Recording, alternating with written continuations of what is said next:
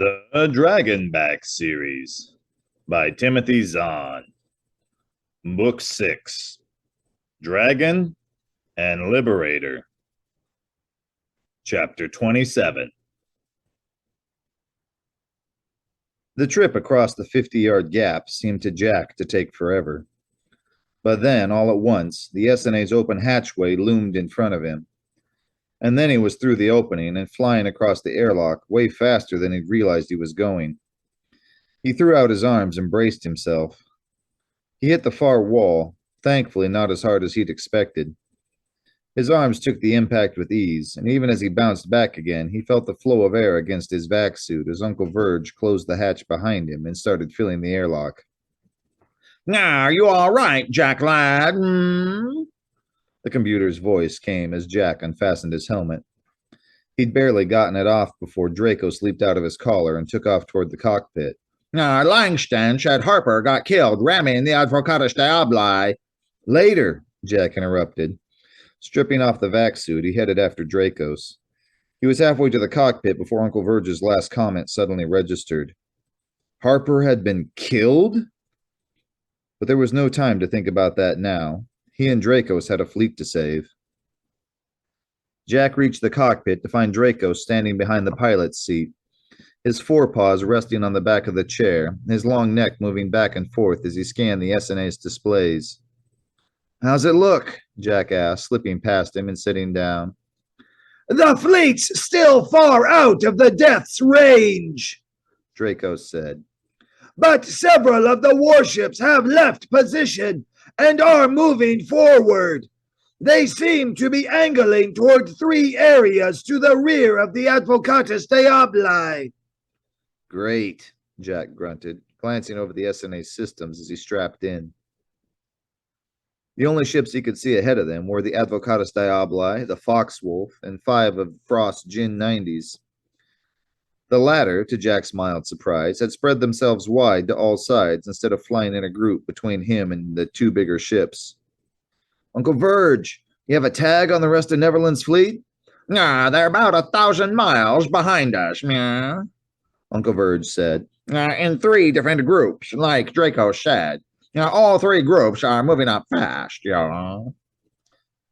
"Pretending they're chasing the poor defenseless Foxwolf and Advocatus Diabli," Jack said, nodding grimly. "Uncle Virgil and I ran this scam I don't know how many times." "How do we defeat it?" Dracos asked. "All it takes is a toot on the whistle," Jack said, keying the long-range transmitter. "Kadash Shantine Fleet, this is the SNA," he said. "Please respond."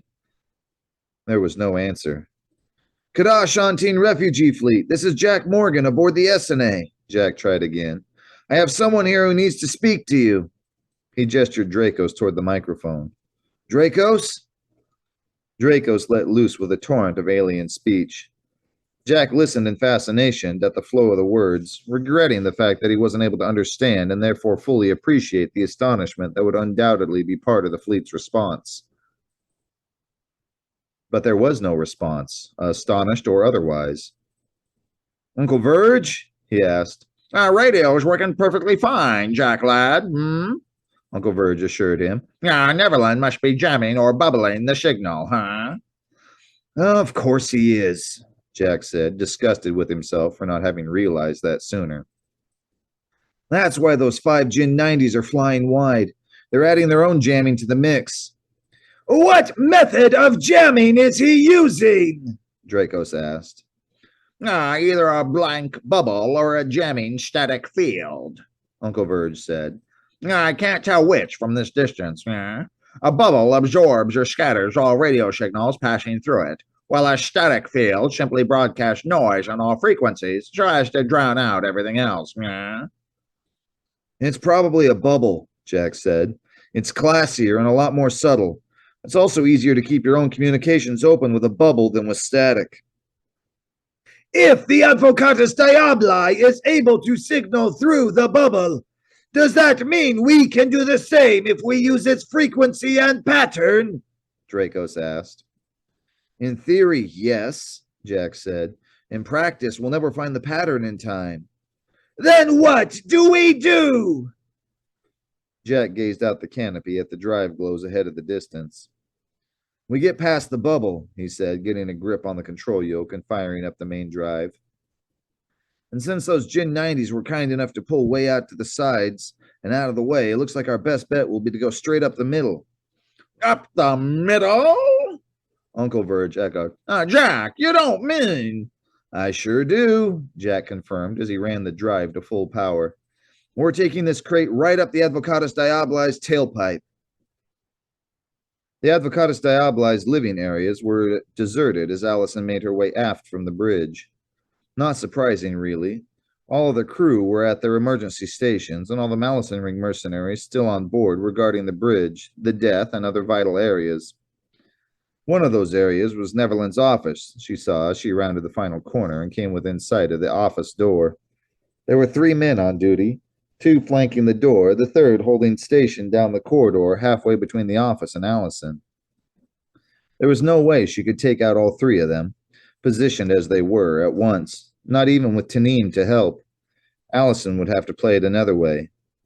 I need to get into Mr. Neverland's office, she announced as she strode forward. The nearest of the guards stirred, as if preparing to move into her path. Allison gave him a brief, lofty look, and he seemed to think better of it. It's a thumbprint lock, Miss Davy, he said instead. I know, Allison said. He's already programmed me in. The other's lip twitched. Colonel Frost left orders that no one was to be allowed near the office.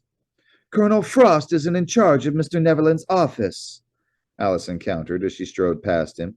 You can check with Mr. Neverland if you want. She got 2 more steps before the sergeant at the door worked through his own hesitation and nodded to the man now behind Allison. Give him a call, Halberd, he said. Allison glanced back over her shoulder at the mercenary as the mercenary tapped his comm clip. Halberd for Mr. Neverland, he called. Allison kept going, forcing herself to maintain a calm, even pace. Neverland hadn't been wearing a comm clip, which meant Halberd's call would have gone through to one of the Advocatus Diaboli's crew, all of whom were rather busy right now. With luck, that would give her the time she needed. She reached the door and stepped between the 2 guards. A minute, please, Miss Davy, the sergeant said, holding his hand out to block her as she lifted her right thumb toward the waist-high reader. Fine, Allison said with an annoyed sigh. Turning around, she leaned her back against the door. And as she did, she pressed her left thumb against the base of her left forefinger and slid her implanted lockpick out from beneath the fingernail. Keeping the hand behind her back, she eased the pick into the programming notch beneath the reader. Private ship's locks, which were usually only accessible by trusted friends and employees, were seldom very well defended. This one was no exception. Within a few seconds, she felt the gentle snick that signaled that the lockpick had done its electronic magic. The lock was open to receive new data. She looked down the corridor. Halberd was still talking quietly on his comm clip, but his forehead was starting to crease into a frown. Sliding the lockpick back beneath her nail, Allison reached her left hand a little higher behind her back and pressed her thumb to the reader. Behind her, the door slid open. Hey! Halberd shouted, pointing toward her. The other 2 turned to look. Their eyes widened as Allison took a long step backward into the office and slapped the lock control. One of the guards lunged sideways, making a last-second grab for her, but the door was faster, sliding into his arms and batting them aside and back out into the corridor. That was close, Tanim murmured as Allison circled Neverland's desk and headed for the doors of the communications nook. The Kada lifted her head from Allison's shoulder, then bounded out through her collar. What do you want me to do? Right now, just stay out of the way, Allison said. She opened the door to the nook and sat down at the console. Keen for long-range radio, she hit the switch. Attention, Kadashantine refugee fleet, she said into the microphone. Attention, you're in danger. The ships coming toward you are not, repeat, not friends or allies. They're enemies attempting to get behind your defenses. Identify yourself, a voice demanded in heavily accented English. Not a human voice, Allison decided, or Valaga, or Brumgan, or even Kada. Shantine? My name is Allison Kana, she said.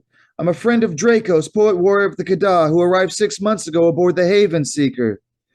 Let me speak with Dracos. He's not here with me, Allison said. He's on another ship whose communications have been cut off. Which other ship? Can you prove you're a friend of Draco's? He has golden scales, each with a red edge. Not a description. The other cut her off. Can you prove you are a friend of Draco's? Allison felt her stomach tighten. It had never occurred to her that the refugee fleet might not believe her story. From the way Dracos had talked, she'd assumed they would be coming in alert and suspicious and not trusting anybody or anything. But of course, the load over on the Foxwolf had gotten to them first. In fact, he was probably talking to the fleet right now, feeding them his version of who and what Allison was. No, I can't prove it, she gritted. But you have to. And then, to her surprise, Tanim leaned over her shoulder, her gray-scaled snout pointing toward the microphone. The sky was fair, She said. the evil's lair was scattered on the hill's black side. The warriors grim, in light so dim, were gathered like the ocean's tide. For evil they would not hide, though death await, if death their fate. From this their fears would not hide, for evil they could not abide. She seemed to shake herself. The start of Turunde's saga, She identified it. translated into English by the poet warrior Dracos. Well, Allison prompted. There was no answer. Refugee fleet, she called again, looking over at the status display. One look was all she needed. Neverland's cut us off, she said, standing up and crossing back to the main office. There she came to an abrupt stop. There were voices coming from the corridor. Lots of them. None of them sounding friendly. What do we do? Tanim asked nervously from behind her. We surrender. Allison eyed Tanim. Or rather, I surrender. Come on. Allison retreated again into the communications nook. No time for subtlety, she said, pointing up at the room's ventilation duct. Shear off the bottom 2 bolts, then get aboard. Tanim leaped up, slicing the heads off the bolts with 2 quick swipes of her claws. She landed on the deck and bounced up again, touching the back of Allison's neck and melting into her skin. Allison reached up to the grill and managed to force her fingers under the now loosened bottom. Go, she ordered. A moment later, the Kada was safely in the duct. Stay there until the cavalry arrives, Allison said. Good luck. Wait! Tanim called softly. What about you? And what cavalry? I'll be all right, Allison said, hoping fervently that was true. And by cavalry, I mean Jack and Dracos. They're aboard? Not yet, Allison said, but they will be. How do you know? Because they know we're here, Allison said. And I know Dracos. She paused. And I know Jack, too. Now scoot. Taking a deep breath, she stepped back through the door into the office. The Malison Ring soldiers were just charging in, guns ready in their hands. Easy, Allison called, holding her hands up, palms outward as the weapon swiveled in her direction. From outside in the corridor, Neverland pushed his way between 2 of the soldiers. His face was carved from stone, his eyes blazing with barely controlled fury. So here we are, he said, his voice deathly quiet. Here we are, Allison agreed, rather surprised at how calm she sounded. It's still not too late to call this whole thing off. His lip twitched in a sardonic half smile. Don't be ridiculous, child. You think your pathetic little effort has made any difference? The fleet's been alerted, Allison pointed out. You're not going to be able to split up the defenders now the way you hoped. I never thought that trick would work in the first place, Neverland said casually. Frankly, I was surprised they fell for it at all. No, my dear Allison, whoever you really are, that was simply our most optimistic Plan A.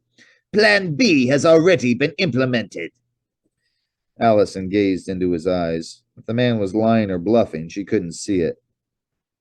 You're still way outnumbered, she said. He barked a short laugh. You still don't understand, do you? We were monitoring your call. We heard everything you managed to get out before we cut you off. Allison felt her pulse pounding in her ears. What had he heard that she'd missed? And? She asked carefully. Neverland smiled, the smile stopping halfway to his eyes. You were so busy trying to convince them to listen to your poem, he said softly, that you never got around to mentioning the Valaga or the death. Allison felt her chest tighten. He was right. Oh my goodness, he was right. And so the defenders will regroup to cautiously intercept us and escort us into a protected place, away from the main fleet, while they try to figure out which of us is telling the truth, Neverland went on. And when they have all neatly bunched up, we'll kill them. All of them. He held out a hand to her. Come, he said. You'll have a much better view of the slaughter from the bridge. Thanks, Allison said through dry lips. I'll pass. The Lord Highest insists, Neverland said, his hand still stretched toward her. I've promised the Valaga they could have you to deal with as they see fit after this is all over. He raised his eyebrows slightly. I trust General Dabby won't mind his daughter being tortured to death. Would it matter if he did? Allison asked. Not really, Neverland said. But then, General Dabby has never even heard of you, has he? Come, the Kada and Shantine are waiting.